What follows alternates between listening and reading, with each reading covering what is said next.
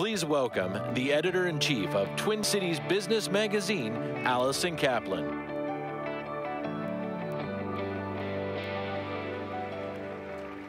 Good morning. I'm Allison Kaplan. As mentioned, I'm the editor-in-chief of Twin Cities Business Magazine. For those of you here from out of town, we are a monthly magazine read by 90% of Minnesota's companies with 50 or more employees. But we also have an active website and newsletters and social media reach well beyond the state. And that's largely because from startups to Fortune 500s, the business happening here has an impact well beyond our state borders. I think you're getting a great sense of that here this week at Manova. At Twin Cities Business, we pride ourselves on going beyond the headlines and beyond the numbers to cover the real impact of business, the human impact. And I can't think of a better example of that than healthcare. It's an extremely broad topic. We know our readers are concerned about all aspects, from jobs to innovation to the latest treatments. And it's so vital here in Minnesota. Of course, you probably know our largest employer is the Mayo Clinic. All you have to do is spend an afternoon in Rochester to see the full impact beyond the hospital. You know, the startups doing prosthetics and the wellness centers and really just a full palette of everything health related, and it all stems from Mayo Clinic. Of course, Minnesota is also the birthplace of many important healthcare innovations, startups. Our most valuable startup is Bright Health. I know that many of their leaders are here today. Just last night, simultaneously Twin Cities Startup Week is going on, and MinCup, one of the competitions for startups, awarded their top honor to Habit Aware, a company that is all about solving nervous tics that are actually detrimental to people's health with a new solution. So we cover the business of health, the health industry, but our true mission is finding the relevance to our work and our lives. I had the opportunity earlier this summer to sit down with Mark Addix and Andy Slavitt. Mark, of course, so instrumental in putting on Manova, and Andy, who I know you're going to be hearing from a little bit later this morning. Looking forward to that. And I asked them, why here, why now? One of the things that struck me the most was their commitment to bringing big thinkers, like many of you, from across disciplines together to talk about how we can do better treatment, better healthcare. My favorite quote from that piece that we wrote in our current issue, and there were many, that Andy Slavitt is a soundbite machine, was, "I truly believe that healthcare at its core is not a political issue, it is the ultimate kitchen table issue."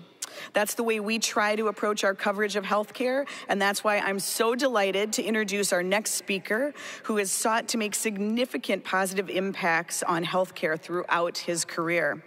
Amir Dan Rubin is president and CEO of One Medical, the leading membership-based technology-enabled national primary organization focused on transforming healthcare. Amir previously served as EVP of United Health Group's Optum division, also based here in Minnesota, where he served as divisional CEO focused on helping to make the health system work better for everyone. Amir also previously served as president and CEO of Stanford Healthcare, the academic health system affiliated with Stanford University, where he helped raise patient experience and quality scores to the highest levels in the nation, grow a regional network of care settings, and advance digital health and corporate partnerships in the heart of Silicon Valley. Amir holds an MBA and an MHSA degree from the University of Michigan. He's been awarded EY Entrepreneur of the Year in Northern California for large companies. Please join me in welcoming to the stage One Medical's President and CEO, Amir Dan Rubin.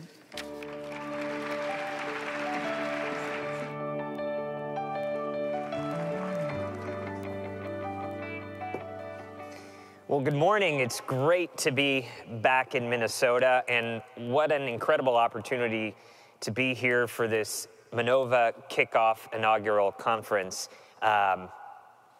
Amazing production value here, great speakers, and it's a privilege to be part of it.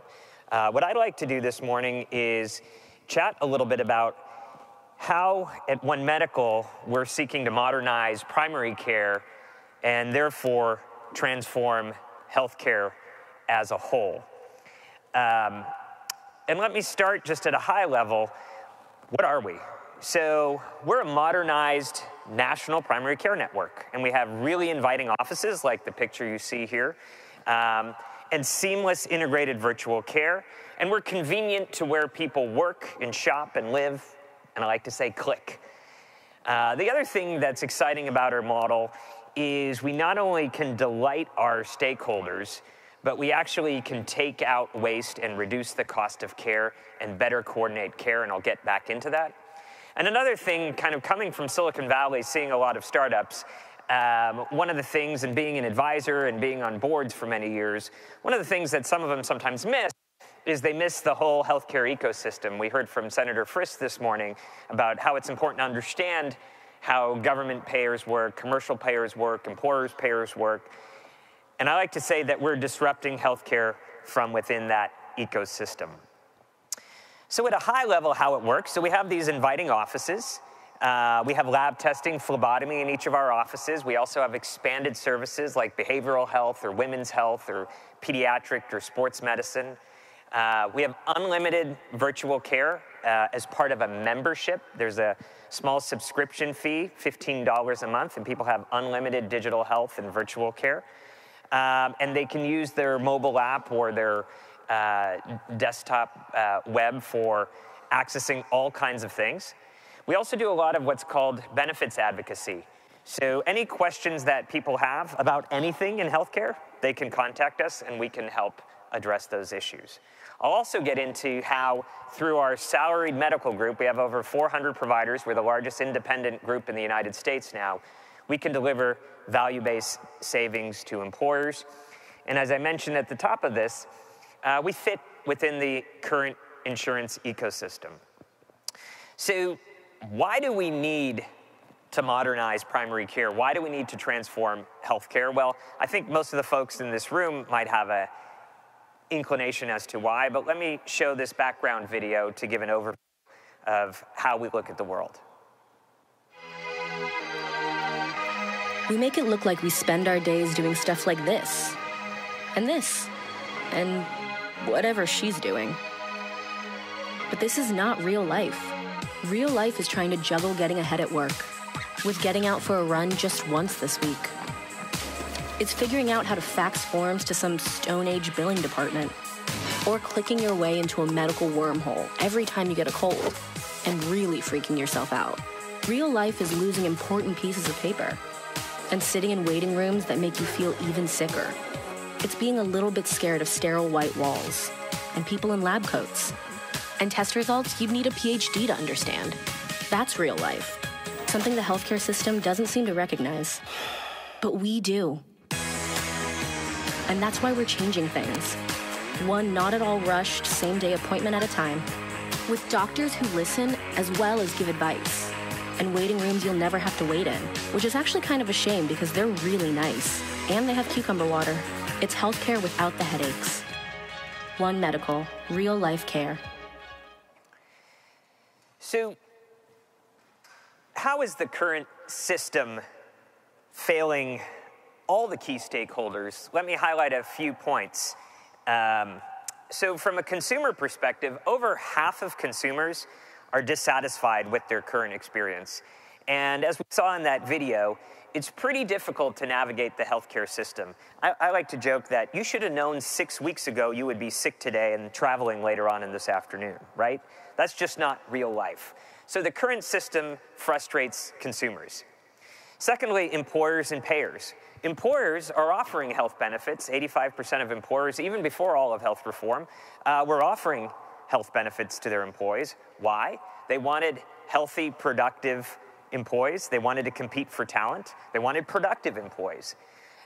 They wanted to manage their costs of doing business. But from an inflationary perspective, we see commercial premiums. Senator Frist just mentioned this recent Kaiser Foundation study that showed the cost of commercial coverage now almost at $20,000 per year, and we see medical inflation continuing to rise above overall inflation. All the talk of health reform, value-based care, ACOs, the chart looks exactly the same for employers. So Moreover, we're seeing a high deductible era where employees are frankly putting more out of pocket. Now, right now, with the premiums that employees have to contribute, so it's about $4,000 to $5,000 on average out of that $20,000, and their deductibles and copays, that's coming up to about 10% of disposable income is now what insured employees are paying. So employers, payers, and employees are frustrated with the current system. How about providers? They must be loving this system, right? The system was all designed around the provider's needs. Well, wrong. Well, 64%, this is actually from a study out of the Mayo Clinic, 64% of family physicians are showing symptoms of burnout, and over half of physicians in the United States are showing symptoms of burnout. And when you talk to physicians or studies survey physicians and they ask them, what do you think your children should go into? Unfortunately, they're not saying medicine.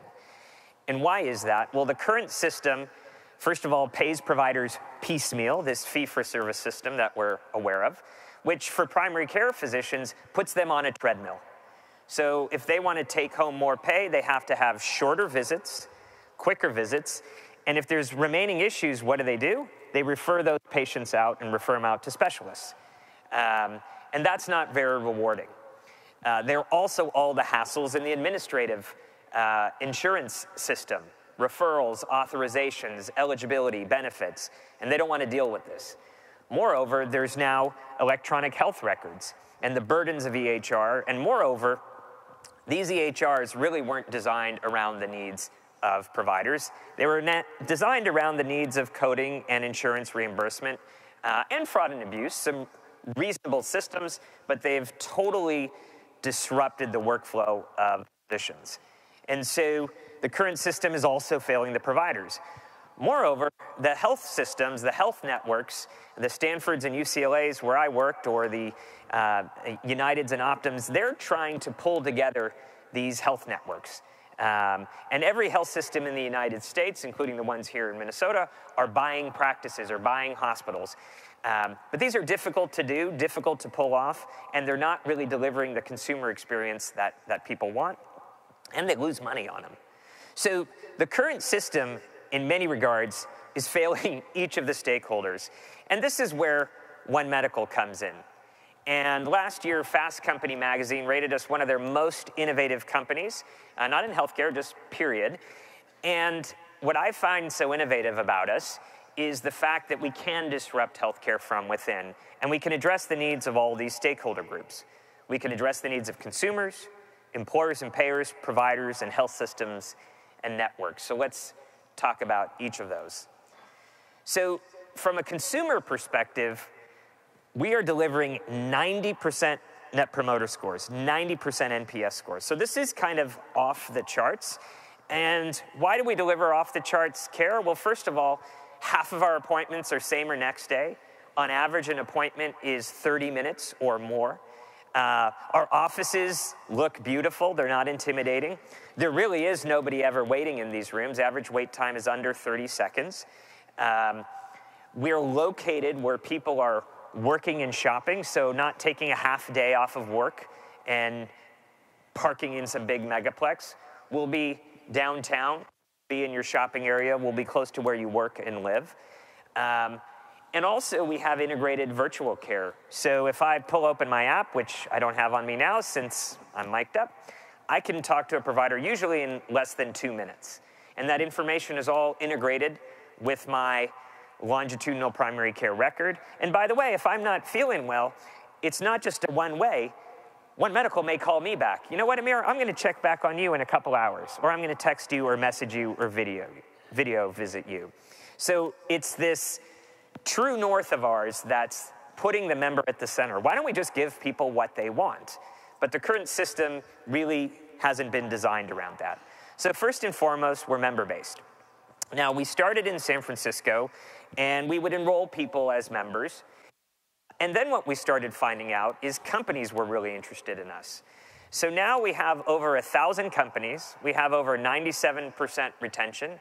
We have now some of the larger companies in the US, like Google and Pricewaterhouse and Capital One Bank, and they're offering One Medical as a benefit to their employees.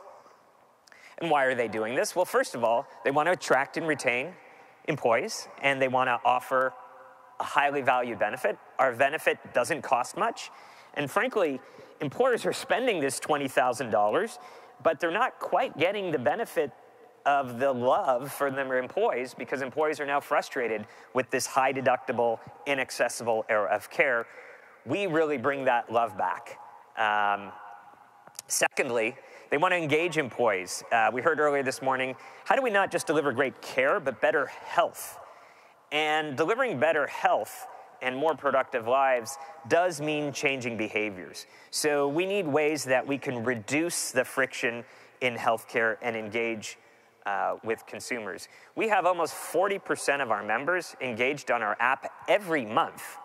Who wants to engage in healthcare every month? Well, we make it extremely easy. We have outbound messaging. We could remind you on things and goals that you set for yourselves. And then third, employers want to lower costs through a modern approach to care. And our salaried model medical group helps us do that, and I'll talk more about that. So we're accessible where you work and shop and live and click. This is one of our Seattle offices. This is just right next door to Nordstrom's corporate headquarters, one of our clients as well. They are strong supporters. And employees on their lunch break, I like to say, can grab Chipotle next door, have a one medical appointment, and be back at their desk and be productive. And it's not a dehumanizing experience. When you come into our offices, your provider will greet you. Your provider won't be in a coat and tie. You'll know your provider by their first name. This isn't, I'm the provider and you're the patient, wait here. This is a collaborative relationship. And so this is a modernized ethos of care. I also mentioned technology and how we're powering our organization through innovative technology. So we're a medical group, but we're also a software company.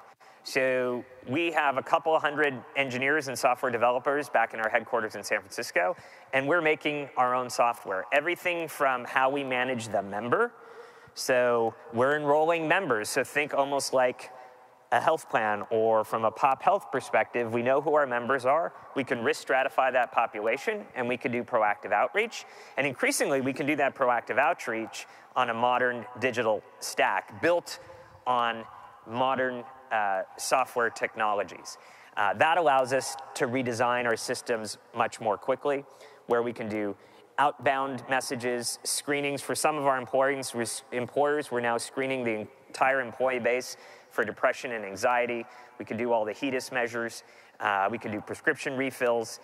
And if I'm traveling, I can get on my app, and I can also book an appointment in one of the 9 metropolitan areas in the 7 states in which we're currently located.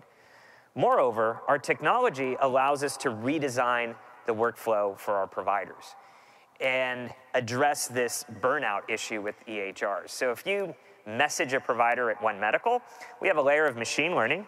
It's reading that message. It's saying, aha, you're asking a message about referrals or authorization or eligibility. It takes that message out of the provider's inbox.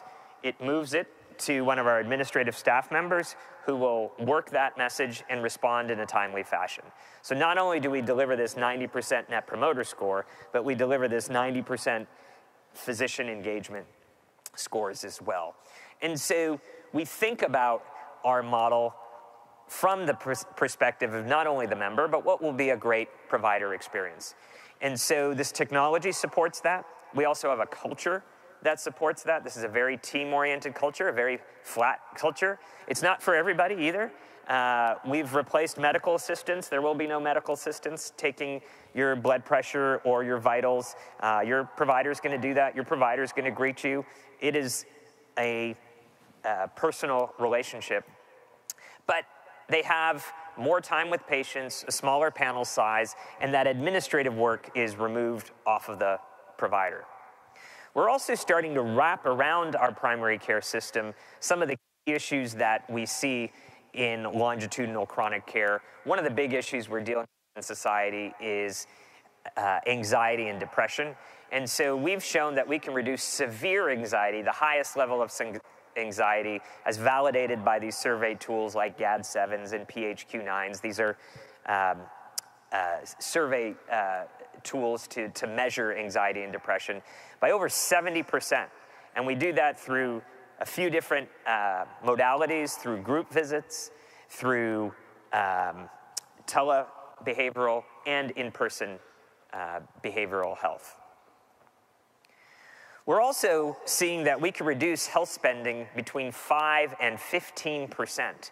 And why is that? Well, there's several things about our model that drive a reduction in spending. First, we have salaried providers without any volume or referral incentives. So they're not incentivized or disincentivized to refer you out. There's also no capitated-like incentives that they get bonused if they don't refer you out. They are your advocate. That's what I want. I want my provider being my advocate. That's exactly what they are.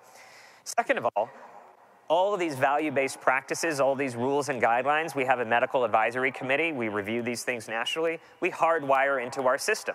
So in our system, kind of the evidence-based practice, tests, referrals, will come onto the screen automatically. The providers can do whatever they like, but we are, if you will, nudging them into the evidence-based practices. The third component is this membership model.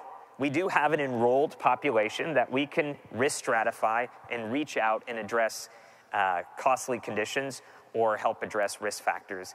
And finally, part of the reason why consumers use more costly settings is the friction in accessing the healthcare system. So by removing this friction, we find that we can take out literally 30 to 50% of the ER visits. That much for employers. And so if we look at kind of the scorecard, if you will, the triple or quadruple aim here, we show that we perform at the 90th plus percentile on HEDIS measures. On primary care medical homes, we're actually usually the #1 in these health insurer programs. We have over 90% net promoter scores. Half of our visits are booked the same day. 39% of our visits that are virtual are after hours. And when you look at the value story, we're taking out 40+% of the ER visits and hospital days, and over 5.5% from this one study with the payer on a risk-adjusted basis on the total cost of care. And then when we sign up employers, we get extremely high engagement. So you saw some of those companies, we have 63% of their employees engaged in One Medical. And we retain 97% of our accounts, and we have extremely high physician retention and engagement. So where are we? Well, we're now about to open our 9th metropolitan area in San Diego. And we're growing in these markets, and we're coming to more markets soon, particularly since we raised a ton of money this summer. So we're going to be coming to even more markets coming up soon. And in each of our markets, we're starting to integrate ourselves with partners. We're starting to work with health systems and health plans so we can deliver that integrated, coordinated care. And what our partners are seeing is, hey, One Medical, you have these great commercial lives. How do we integrate them? Because we do specialty care or complex care. And while we avoid a lot of that care, certainly health systems are looking for that. So we are partnering with health systems. And actually, that's how I first met One Medical. I was CEO at Stanford's health system, and I did a partnership with One Medical, and here I am a decade later. We're also partnering with health plans. Health plans love the fact that we have 90% net promoter score. We have a salaried model of primary care. We engage 60+% of employees when we are brought into a company. And so we now have actually health plans that are distributing our membership and actually selling us along with their health benefits packages, which is really pretty interesting as well. And then what are people saying? We get rave reviews. The service overall is amazing. This is one of the best benefits at my employer and has made a significant positive impact in my life and my lifestyle. I can't imagine life before One Medical. One Medical was a game changer for us. So we've had really strong reviews, but let me show a little video from one of our employer accounts, Zendesk, and what they're saying about us. I'm Annalisa Shelley, and I'm the Director for International Communications here at Zendesk. The one medical benefit that Zendesk offers to its employees tells me that they care about more than just offering basic insurance and basic health care. I'm Evangeline, and I lead the global benefits function here at Zendesk. Health and wellness is a strong part of the culture here. It's important that our employees take care of themselves, take care of their families, and to be able to give the benefit of One Medical to our employees so that they can have the ease and convenience of being proactive in their healthcare is everything to us. I've been in public relations and PR for over 15 years, and it can be an incredibly stressful, fast-paced, busy field. I don't have 15 minutes in my day to wait for a doctor who is running late. It is so much easier with One Medical to go online, go onto your app, find an open appointment, and confirm it immediately. Every experience I had was appointments started on time, I was in and out. One Medical does a great job of finding providers that care about their patients and put them at ease and even give them a lot of confidence boost when they need it. Since becoming a family, it has been even more obvious what a huge benefit One Medical is. Benefits like One Medical are no longer nice to have. It gives companies a competitive edge to attract and retain their employees. It's a really different cutting-edge experience. For me, Zendesk is the first place where One Medical is a benefit that they offer through work. The ability to go to the doctor, take care of yourself, take care of your health, and then come back and forget about it is so important to being productive and being able to be an efficient working parent.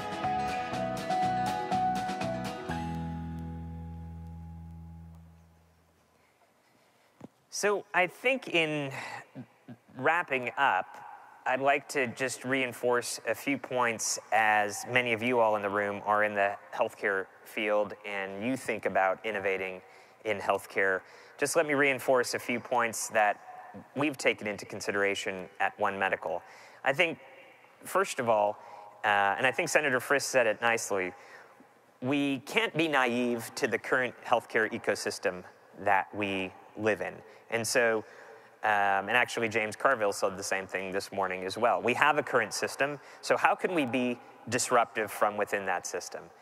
And for us, I think what's been successful and effective is, one, we have a great offering, we have a great concept. Two, we've built technology and operations around it, and an economic system around it. You need all of those things. It's kind of back to the Clayton Christensen model that Senator Friss shared. You need all of those things, right? If you don't fit within an economic model, then it doesn't work.